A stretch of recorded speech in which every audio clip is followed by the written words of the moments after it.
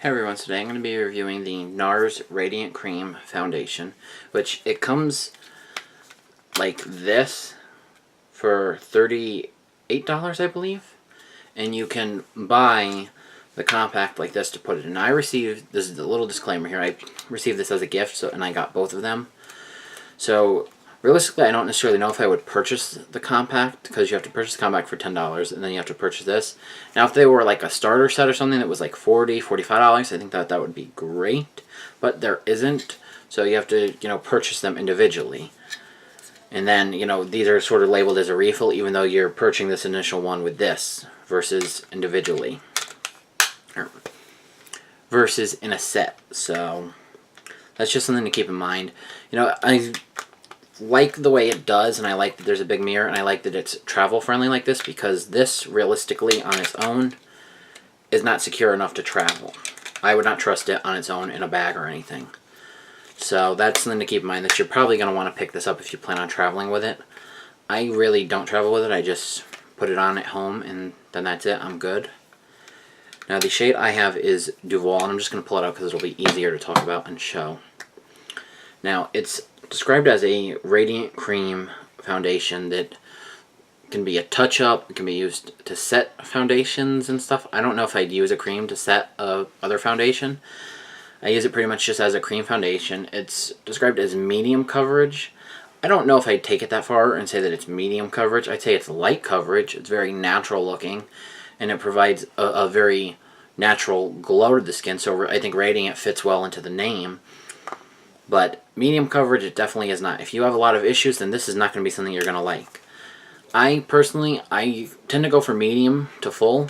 But some days, I want a little lighter thing, and then this works. And I can always add a little concealer in, and then I'm good. So that's something to consider, coverage-wise, if this is something you're thinking about trying.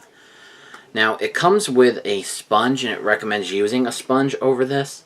I personally have tried it with a sponge. I've tried it with my fingers. I've tried it with a brush, and I like it the best with a brush. With a sponge, I don't feel like I get much coverage at all. With my fingers, I feel like I can get coverage, but, then my fingers are dirty from going into this.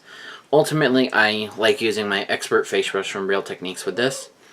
And I'll just hit it in and apply it all over my face and really buff and blend it into the skin. And, I can get not medium coverage, but close to it. And I don't have to work too hard, whereas if I'm using a sponge, I really feel like I have to keep continuously building it up over and over again until I get any coverage.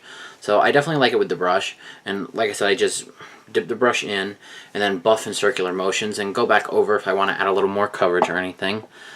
So it is nice, it is very smooth, it is very creamy. I don't necessarily see it set down on the skin or anything. I don't see it turning into a powder like some other cream foundations. It stays with that natural healthy sheen to the skin, so that's nice.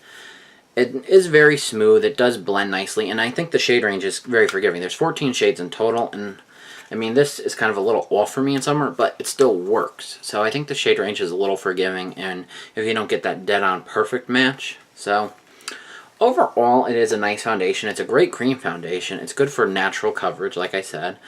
If you don't need much coverage, or you're looking to go for something very light, then it's definitely worth picking up.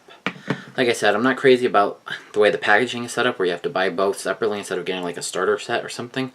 But that doesn't really take much from it. The packaging is also very dirty prone, like most NARS matte packaging, so that's just another little thing to keep in mind. But those are my thoughts on the NARS Radiant Cream Foundation. Let me know if you've tried it, what you think in the comments, and I will see you next time. Bye.